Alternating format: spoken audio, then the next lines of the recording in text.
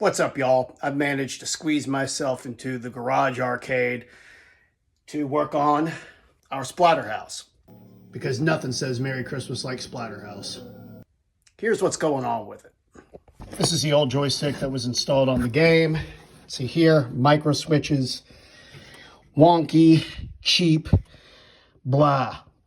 Not what you want for a game of this caliber. So, what I was able to do was pick up an NOS Wico leaf switch joystick that I'll be installing on this, and it should improve gameplay tremendously. All right, so here we've got the old one. Here's the new one. You can see the micro switches. The feel of it is wonky and lumpy, as opposed to this thing, silky smooth with leaf switches. You can see the difference between the micro switches and the leaf switches. This is preferable to this. We'll see how it works. All right, here is the new one installed. Let's see how it plays.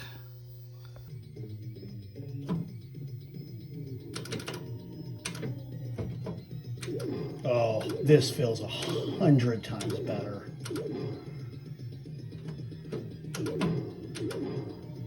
Oh yeah, being able to quickly change direction forward and back, as well as ducking. Oh, night and day difference. This was definitely the right way to go. I knew a leaf switch joystick would make a big difference, and yeah. Oh yeah, just for picking up the weapons, even.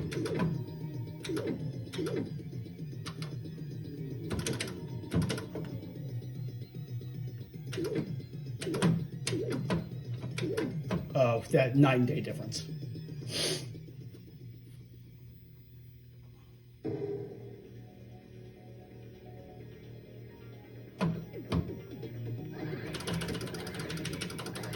Oh, huge. If you've played this game enough, you know when the controllers aren't working right. And this feels exactly correct. See how quick I'm able to accurately move forward and back.